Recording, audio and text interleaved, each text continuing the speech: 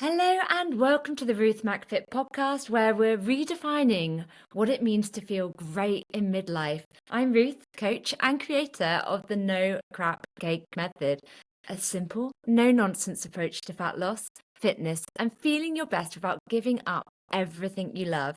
If you're ready to ditch your all or nothing mindset, build habits that stick, and say no to the crap that drains you, then you're in the right place. Let's go. Hello, welcome back. I hope everyone is well. I have just filmed a couple of workouts for the community and I hadn't looked in the mirror, and now I'm here and I could see myself on the screen and realize that I look a bit of a sweaty mess still. So apologies if you're watching on YouTube, but this is what it's like. This is my life. This is who I am. I'm not about to go and always make myself look beautiful before going online. So apologies for that if you are watching. But to everyone else, let's get started, because today I want to talk about something that has made a really big difference in my life. And it's been inspired more recently from a quote that I heard in the book Getting Things Done by David Allen. And he said in this book, when freed from the remembering function, the brain is a fabulous mechanism to put on play. Now, that might not be completely direct, but it's how I remember it. And when I read it, I thought, yes, that is it. And I'll often say to my clients who are feeling overwhelmed, it can be because they're mentally exhausted. And I'll suggest a brain dump to get everything out their head. But it's often those little bits of information that are popping into our head throughout the day, all the time, all those little things we're trying to remember, that can really add to the cognitive load and that decision fatigue that I've mentioned before. I know that when I'm feeling overwhelmed, it's rarely about the amount of work I actually have to do. It's normally all the half thoughts and unclosed loops floating around in my brain. It's the feeling like I'm forgetting something all the time. I don't know if anyone else can relate to that. And it feels weird to say this because I grew up telling myself that I was very disorganized and very forgetful. But I actually want to share how I organize my brain. And that feels strange to say, but it's not to be perfect or productive every second of the day. It's just how over the years I've realized it's more about having systems in place to help. And that's probably something that a lot of people already do, but it's something that I have been needing to improve on. And there is no point, this is what I've realized, no point having systems for only one area of life, because everything really does link together. I think that's why thinking we can only focus on fat loss when we work, have kids, a partner, etc., is very unlikely. I've said it before, and I'm going to say it again here. When your brain is calmer, everything else feels easier. So let's now talk about why it always feels like our brains are on overload. When we keep everything in our heads, and this is something I was very guilty of, I didn't use a Google Calendar. I didn't write anything down. I kept everything in my head. It's no wonder I said that I had a bad memory. But when we do keep everything in our heads, what we need to buy, who we need to call, what workout we haven't done, or whether the bin has gone out, we're using what the researchers call working memory. And the trouble with working memory is that it's limited. Like a whiteboard with just a tiny marker, once it fills up, your focus, your creativity, and your emotional regulation all start to decline.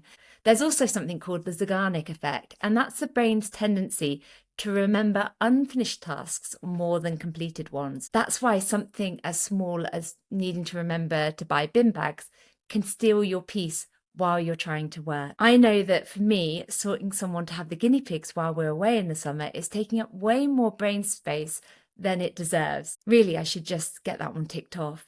But even just adding it to my list does help. Just getting it out of my head and having it written down somewhere that I know I will check means that I know that I'm not going to forget. I'm sure I'm not alone feeling like this, and it's actually got a name. It's called cognitive offloading, and science shows that simply getting tasks out of our head and onto paper is going to reduce that mental strain and help you focus better. Yes, focus, that's great, isn't it? And one of the best habits that I have picked up on over time, when I am feeling a bit overwhelmed, like I've got lots to do, is a brain dump. And no, it doesn't need to be fancy or pretty or very neat with coloured markers. It's just getting everything down that's in your head, all of those swirling thoughts. Get them on paper or whiteboard, no order, no categories, just out your head. And this is where whiteboards can come in really useful. I have one in our kitchen for our family stuff and jobs that we want to do there. And I've also got one in my office. But there's something about seeing your thoughts visually that gives you that clarity, the chaos that starts to feel contained. And you can move it around then and categorize it and decide what actually matters. Or I have a friend who would have a to-do list and feel completely overwhelmed by all the tasks that she had to finish. And there's a saying that goes on about how if you have more than 3 priorities, then you have none at all. And I think we need to be clear that it doesn't mean that you only write 3 things on your to-do list. It just means that you're choosing 3 things to focus on as a priority from that list. They become your focus. And this is why I started using a digital planning software thing called Trello, and I've been using it a little bit differently. You don't have to use Trello, this isn't an ad, but it's something I've used for a while for work. But as I said, life isn't only going to be work, and my brain is full of other things to remember too. So here's how I now use Trello. And again, it's not about being a productivity robot. It's about freeing up some mental space. So I'm using Trello a bit like a second brain. I've got boards for Ruth McFit. I've got home stuff. I've got meal planning in there. And then we've got the family things and just general ideas. And when something pops into my head, I just open up my Trello board and just pop it in the right place. I'll use my work board as a main example because that is what I'm looking at on a day-to-day basis often. So I have my main to-do list where any ideas I have or things that I know I need to do for work get popped on that left-hand column for each day. And then at the start of each week, I look at my board, look at my list and think, what do I actually have the capacity to do? And I look at each day, I look at my calendar as well. I pull in 3 things max to do each day.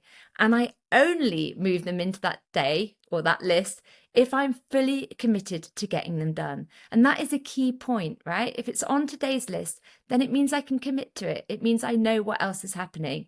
I don't pretend. And that's where a lot of stress can come from, being busy anyway, but setting ourselves up with other tasks that are actually impossible to fit in and then feeling behind all the time. So once I finish my priorities for the day, then I can move something across from the other list to work on.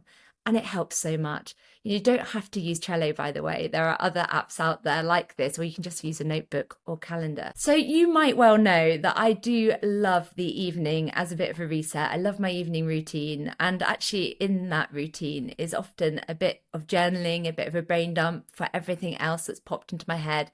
I can look at what I'd planned to do that day. Actually, I'd like to do that at the end of kind of my working day and what still matters for tomorrow so that I know I've got everything under control. It's not about rewriting long lists. It's just about checking in. What's coming up with me tomorrow? Has anything changed? Because if you've got a family, sometimes things will come up and it's completely out of our control and we do need to reorganize and see where other things can fit in. And the evening is a great time to prep yourself mentally for the next day, of course, as well, without feeling that panic that can set in at 3 a.m. when your brain reminds you that you need to email the school about that thing. I think we've all had that. And knowing that you've got everything under control before you go to bed can really help with sleep and that feeling of worry as well. Here's another strategy that can really help when you look at your list, by the way, and that's the 2-minute rule, again, from getting things done. I used to say 5 minutes to people. I'd often say, if it takes less than 5 minutes, then do it straight away. But actually, I think 2 minutes works better. So if something takes less than 2 minutes, do it straight away. Whether that's replying to a quick message, popping a wash on, booking an appointment, it's often quicker to just get it done than it is to write it down, move it into your system and think about it 10 times. So it keeps your list tidy and gives you a hit of dopamine because you've completed a task. Tick, that's one thing done already. I mean, if it makes you feel better, you can add it to the list afterwards and then tick it off if you want to feel like you've been really productive. And when you do that a few times each day, the mental load is already going to get lighter without you realizing. I love creating conditions to live by. The never as a reaction to stress with alcohol, the no crap cake, and if it takes less than 2 minutes, just get that shit done. And once you start getting everything in one place, right, you're going to create this like habit loop that's happening. Suddenly you're checking your Trello or whatever list you're using the way you check social media. You're in line at the shop and you're looking to see what else you can do. You're waiting for a Zoom to load and you're checking your list. You're on hold with the bank, and the key is it's all in one place, not on 12 different sticky notes around the house, a voice note here, a vague memory of what somebody might have messaged you. Once you get into that rhythm, you start trusting the system. You know it's there. You're not walking around trying to remember what to do next. Your brain gets to relax. You can chill. It's just making sure that you don't have so many different places for these things. You might not use Trello and instead use a notepad to keep notes or similar. The main thing is that you know exactly where to put the information and you're checking it regularly. I want to be clear again, this isn't just about being organised. That would be someone else's podcast, I think. This is about preserving your mental energy so that you can think clearly, enjoy your day, show up how you want. And I help women in midlife get fitter, healthier, and lose body fat, right? This is a time where we have a lot on, and I know that everything feels much easier when we feel calmer. These systems help us filter out the crap, to know if we should prioritize things and to get things out our head. It helps with fat loss because you're less likely to snack reactively or forget to plan your meals. It helps with parenting because you're not distracted by the 50 tabs that are open in your head. Obviously, that I can relate to. It helps with work because you know what matters today and what doesn't. And I always think that a good sign that I'm feeling overwhelmed, a little hint for me, is when I start getting irritated by the dog asking to go out into the garden or the cat wanting food again. And they aren't doing anything wrong, but they're asking my very full brain to think of one more thing. Even the cat and the dog jobs, if there are ones like booking vets and so on, should go on the list. This is a mental health strategy as much as a productivity one, right?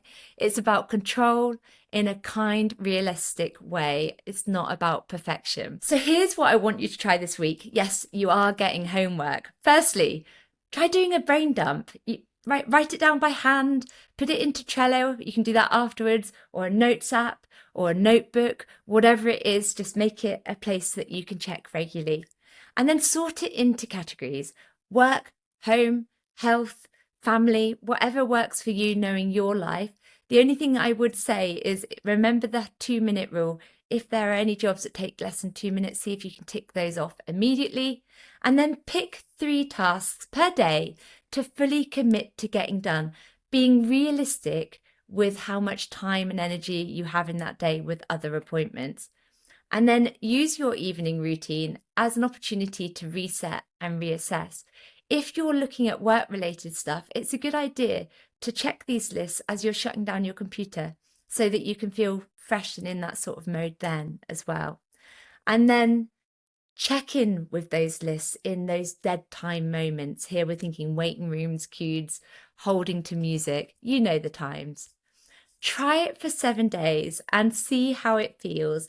And I bet that you're going to feel calmer, clearer, and maybe even more creative again because your mind is free to play. If this episode resonated with you and you're loving the podcast, then take 30 seconds to leave a quick rating or review, share it with a friend, or come on to Instagram and let me know on there. You can find me on @RuthMacFit. Now is also the perfect time to come and join us in the No Crap Cake method if you're someone who's looking to make change in a way that feels great, that fits with your life, not against it. Because we are about to start our June challenge, which is all fitness focused. People are choosing whether to focus on a strength goal, an endurance goal, a mobility goal, or just a general consistency goal. So it's a really good time to come over and get involved because that challenge is opened to all membership levels. You can go to www.ruthmacfit.com to find out about the coaching options there as well. Anyway, until next time, happy organising. I'll speak to you soon. Goodbye.